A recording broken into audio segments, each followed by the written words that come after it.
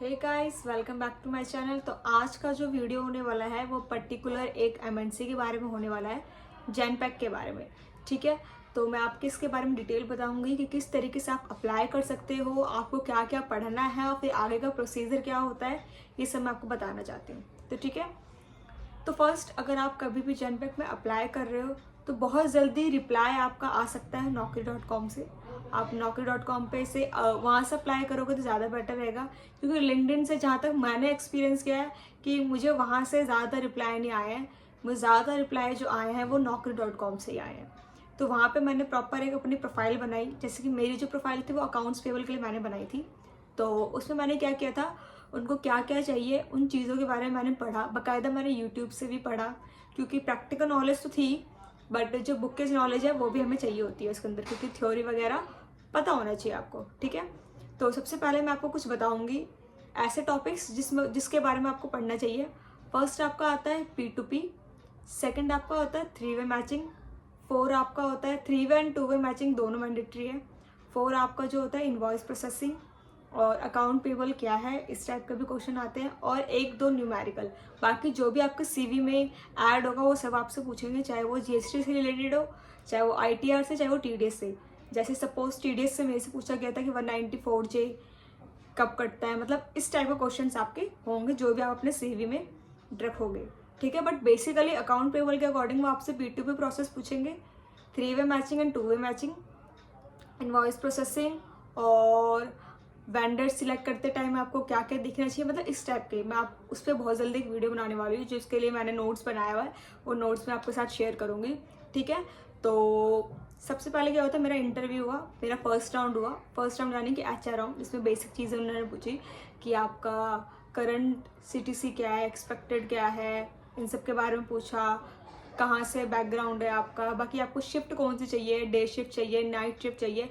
Please जो भी night shift में जो भी कंफर्टेबल ना हो, कोई प्रॉब्लम नहीं है, आप डे शिफ्ट के लिए अप्लाई करें। बट आप अगर सोचोगे कि नाइट शिफ्ट वहाँ पे स्पेशल लिखा होता है, मेंशन होता है कि US शिफ्ट या फिर UK शिफ्ट, तो आप अगर आप उस पर अप्लाई करोगे तो आप सोचोगे बाद में डे शिफ्ट हो जाएगी, तो ऐसा पॉसिबल नहीं है। आपको अपना जो भी शिफ्ट आपके लिए बेटर हो आप उसके लिए चूज़ करो।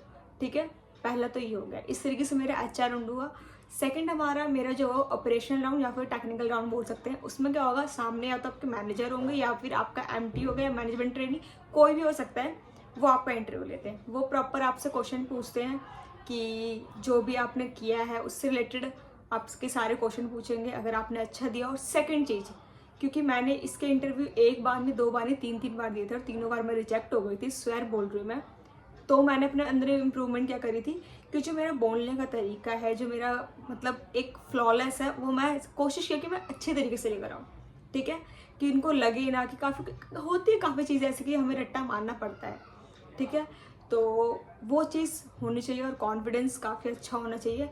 बाकी वहाँ पे सिलेक्ट होना कोई बहुत बड़ी बात नहीं है, आराम से हो सकते हो। जब तक मैं भी नहीं हुई थी तब तक मैं भी सोचती थी कि ओ माय गॉड मैं हो नहीं पाती हूँ, तो नो प्रॉब्लम है। ठीक है, तो इसके बाद क्या होता है, सेकंड राउंड ही होगा। थर्ड राउंड में आप उसको राउंड नहीं बोल सकते हो, वो आपका आधार कार्ड में ऐसे फोटो क्लिक करते हैं, वो भी मेरे ख्याल से जब करते हैं जब आप उनको लगता है कि आप हाँ सेकंड राउंड में आप क्लियर हो गए, तो आपका वो थर्ड राउंड होता है। उसमें क्या होता है, नॉर्मली वो आधार कार्ड लेते हैं और आपके ऐसे सामने रखते हैं और आपको फोटो क्लिक या स्क्रीनशॉट ले लेते हैं, बस। उसके बाद वो आपको 2 वर्किंग डेज के बाद आपको कॉल करते हैं। अगर आप सिलेक्ट हो तो ठीक है, और अगर कॉल नहीं आई तो आपको पता ही है कि आप सिलेक्ट नहीं हो। तो ठीक है, ये प्रोसीजर ख़त्म होने के बाद अब क्या आता है, मैं सिलेक्ट हो गई। आफ्टर सिलेक्शन क्या हुआ, ऑन बोर्डिंग होती है। आपको मतलब डिटेल आएगा आपका, क्या कहते हैं, मतलब ऑफर लेटर वगैरह आएगा कि आपकी सैलरी क्या होगी, किस तरीके से होगी।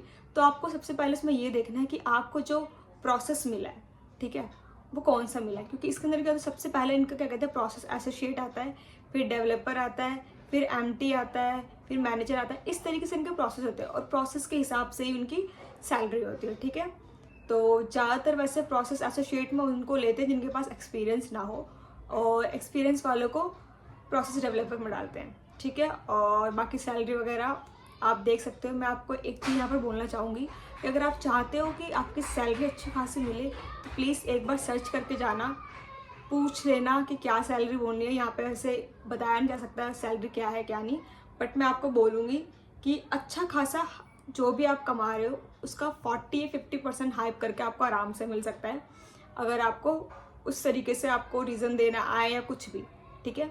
और हाँ, ये तो ऑफर लेटर की बात होगी, ऑफर लेटर है। उसके बाद इनका होता है फिजिकल वेरिफिकेशन भी होता है, और आपका ये नॉर्मली ईमेल भेज कर भी वेरिफिकेशन कर सकते हैं।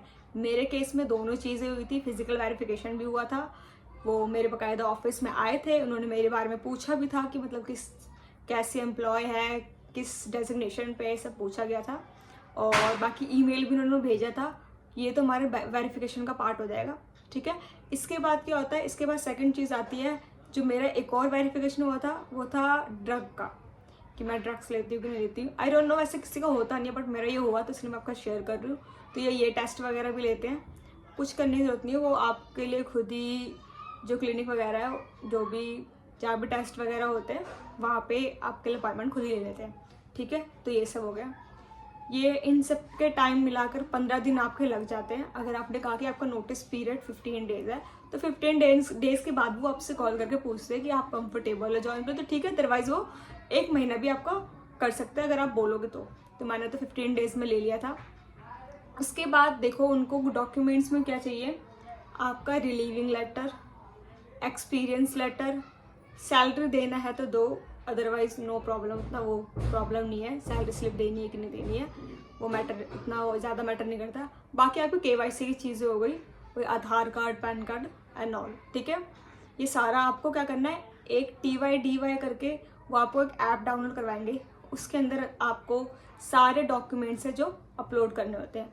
वो थोड़ा सा मतलब कहते हैं थोड़ा सा वो होगा, वो आपके लिए ट्रिकी टाइप होगा, मतलब कि कैसे क्या करना है थोड़ा पता नहीं चलेगा, बट हाथ पैर मारोगे तो वो चीज़ भी आप कर लोगे, ठीक है। ये सब होने के बाद जब ऑन बोर्डिंग डे होता है, मैंने आपको बताया कि ऑन बोर्डिंग डे मतलब उस दिन क्या होता है, तो मैं आपको बताती हूँ। सिंपल आपको एक टाइमिंग मिलती है, समझ लो मेरी टाइमिंग जो थी वो 10 बजे की थी, तो 10 बजे मैं ऑफिस पहुँची। ऑफिस पहुँचने के बाद आप कहीं के लिए भी अप्लाई करो, अगर आप दिल्ली के हो, नोएडा चाहे आपको लोकेशन मिली हो, चाहे गुड़गांव, आपका जो ऑन बोर्डिंग होगा वो नोएडा के स्टेलर बिल्डिंग में ही होगा, 135, और कहीं पर भी नहीं होगा, ठीक है। तो काफ़ी लोग क्या होता है, जो मैंने देखा है कि जब वहाँ पर मैं गई थी तो 2-3 कुछ ऐसे लोग ऐसे थे जिनकी जो क्या कहते हैं सिलेक्शन हुआ था गुड़गांव के लोकेशन के लिए हुआ था, तो उनको ऐसा लगा कि उनकी जो ऑन बोर्डिंग होगी वो भी गुड़गांव में होगी, बट ऐसा नहीं था, उनकी जो ऑन बोर्डिंग हुई है वो भी नोएडा में ही होगी, ठीक है। तो प्लीज़ जाने से पहले एक बार पता कर लेना, आपका फालतू में बहुत काफ़ी डिस्टेंस लग जाएगा गुड़गांव से नोएडा का, ठीक है। ऑन बोर्डिंग वाले दिन ऐसा कुछ खास हुआ नहीं, फिर उन्होंने 2-3 घंटे लिए। उसमें क्या होता है, बेसिकली हाय हेलो वगैरह इंट्रोडक्शन अगर करना चाहते हैं तो वो करते हैं, अदरवाइज वो बहुत ही कम करते हैं।